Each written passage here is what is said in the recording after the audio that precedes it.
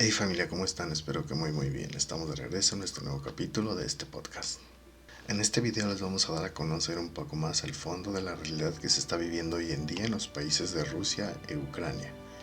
Considero que debemos ser un poco más analíticos y no solo dejarnos guiar por los medios tradicionales de comunicación, ya que muchas veces, como nos hemos dado cuenta a lo largo de los años, los medios de comunicación son los que se encargan muchas veces de subir o bajar la tensión en cualquier tema, ya sea político, social o económico. No me van a dejar mentir, pero mundialmente muchos de los grandes imperios de comunicación manipulan la información para un lado u otro, o mejor dicho, a su favor.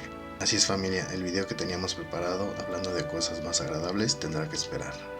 Quiero hacer énfasis en que el contenido de este video es meramente informativo y no estamos a favor o en contra de ninguno de los dos lados, ya que en la perspectiva general ambos tienen razón y no la tienen. Lo que es verdaderamente lamentable es que siempre en la realidad, en todas las guerras, los inocentes son los que pagan las consecuencias. Así que, sin más por el momento, iniciamos.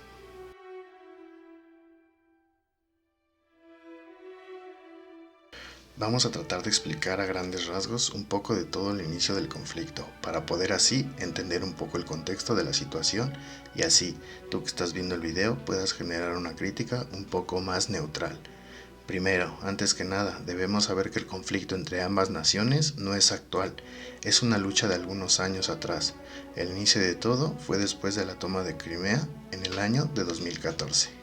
La noche del 21 de noviembre de 2013, en Kiev, Ucrania, se dieron manifestaciones heterogéneas de índole europeísta y nacionalista, que fueron también llamadas Euromaidán o la Revolución de la Dignidad, periodo que terminó por derrocar al presidente electo Víktor Yanukovych.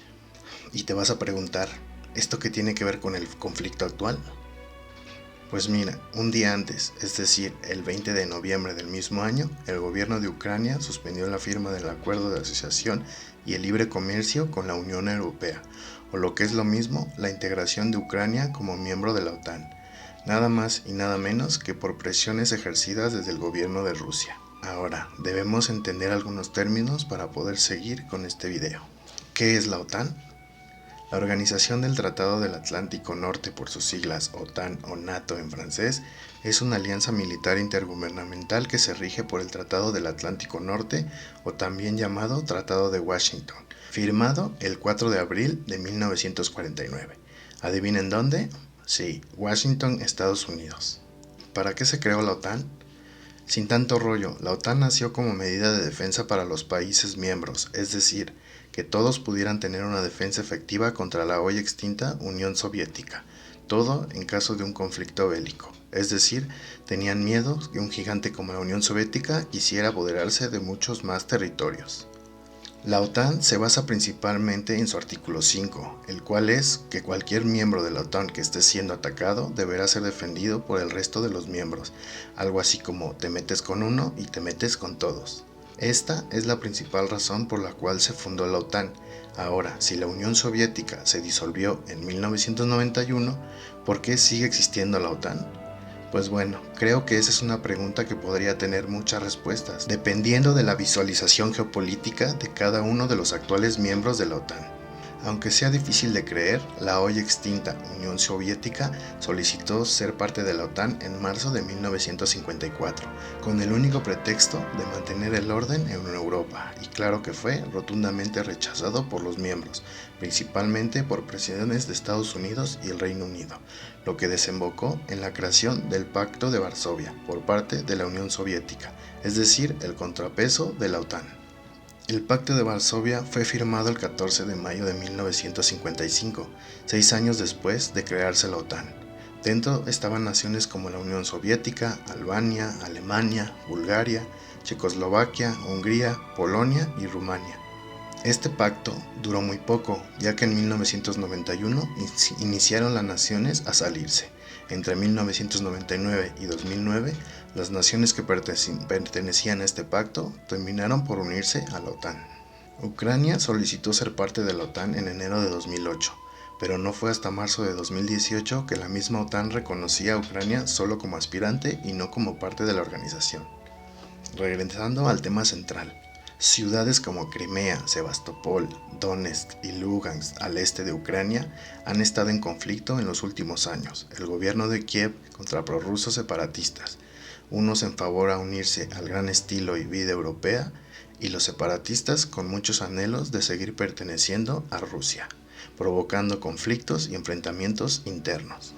Después de derrocar al presidente Viktor Yanukovych y que éste supuestamente se resguardara en Rusia, se dio la llamada Crisis de Crimea. Esto debido a que muchos prorrusos se manifestaron en contra de los nuevos gobernantes de Ucrania. El 11 de marzo de 2014, Crimea y la ciudad Sebastopol declararon su independencia de Ucrania. El 18 de marzo, los líderes de Crimea, Sebastopol y Rusia firmaron el tratado de anexión de estos dos nuevos territorios a Rusia. Donetsk y Lugansk son actualmente dos territorios que están pasando la misma situación de lucha interna, al quererse ver como estados completamente independientes, solo que estos no han tenido la misma suerte y a lo largo de todos estos años se ha librado una inalcanzable batalla entre prorrusos y ucranianos, o lo que es mejor conocido como la Guerra del Donbass. Hace solo un par de días, Vladimir Putin reconoció a estos dos territorios como estados independientes y, ocupando el discurso de querer defender a los pobladores de Donetsk y Lugansk, muchos con nacionalidad rusa, Putin autorizó la invasión militar en estas tierras de Ucrania, conflicto que actualmente se vive en Ucrania. Ahora, ¿qué tiene que ver en todo esto Estados Unidos? No es un secreto que las naciones de Estados Unidos y Rusia viven actualmente un mayor nivel de rivalidad, ya que en todos los aspectos quieren siempre ser los primeros y destacar en todo. Ahora, Estados Unidos como miembro de la OTAN y en caso de que Ucrania se anexara, Estados Unidos tiene todas las facilidades de colocar bases militares y así estar mucho más cerca de Rusia en caso de una guerra. Como vemos, todo es parte de una estrategia que difícilmente nos van a dar detalles reales en los medios de comunicación tradicional. ¿Ahora comprendes por qué Vladimir Putin trata de impedir a toda costa que Ucrania sea anexada a la OTAN y así evitar dormir con el enemigo? La OTAN inicialmente se formó con solo 12 naciones, entre ellas Bélgica, Canadá, Dinamarca, Estados Unidos, Francia, Islandia, Italia, Luxemburgo, Noruega, Países Bajos, Portugal y Reino Unido. Actualmente, en 2022, cuenta ya con 30 naciones. Ya solo para finalizar, la mayoría de los medios de comunicación internacionales y con ideas prooccidentales pintan a Rusia como el malo de la película, pero ¿qué pasaría si todo fuera de manera contraria? Es decir, que por ejemplo México estuviera con los mismos problemas que Ucrania pero con Estados Unidos y que Rusia estuviera incitando a una guerra o queriendo anexar a México al Tratado de Varsovia y poder así colocar bases militares en nuestro país. ¿Ustedes realmente creen que el gobierno de Estados Unidos dejarían que esto sucediera? Es por eso que en este video tratamos de ser más objetivos y ver las cosas lo más imparcial posible.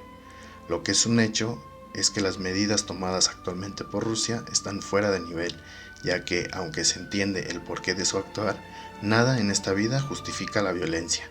Me gustaría dejarles la reflexión de si las cosas estuvieran al revés. ¿Cómo actuaría la OTAN y Estados Unidos? Sabemos perfectamente que ambos no son ni la mitad de buenos de lo que dicen ser. En pocas palabras, también tiene cola que les pisen. En redes sociales existe una división en quienes están en contra de Putin o a favor, al igual que la OTAN y Estados Unidos. Nosotros, desde acá, estamos verdaderamente con los únicos realmente afectados, el pueblo, las personas inocentes, incluso hasta los soldados, que la mayoría solo están recibiendo y ejecutando órdenes de sus superiores. Pero a todo esto, cuéntame, ¿qué opinas tú de todo esto? Es muy difícil poder tocar todos los sucesos que conllevan a este conflicto, pero esperamos haber sido claros y ayudar a entender un poco más sobre el porqué de la situación actual. Deseamos de todo corazón que todas las naciones directamente involucradas puedan frenar esto mediante el diálogo.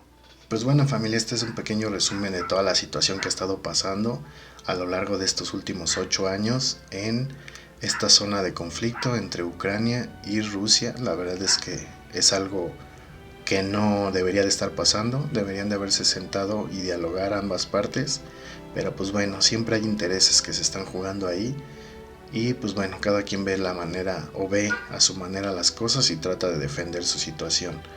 De este lado, los que no tenemos absolutamente nada que ver, pues pedimos porque la paz llegue, porque cada uno de los dos lados tome las mejores decisiones y salgan beneficiados los dos para que puedan parar toda esta masacre, ya que pues es muy triste ver tanta gente que está sacando, que está saliendo de su país y está dejando sus zonas de residencia, sus trabajos, su futuro, sus patrimonios, que haya tantos heridos, que haya tanta gente involucrada y sobre todo que las grandes potencias pues no se tienten el corazón y no puedan meter las manos para poder solventar este conflicto de una manera más pacífica.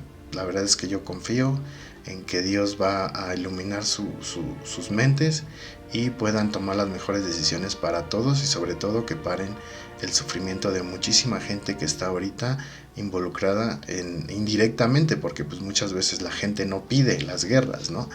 Las guerras las declaran los altos mandos, los dirigentes de los países, pero la gente siempre paga los platos rotos y eso yo creo que es lo más triste.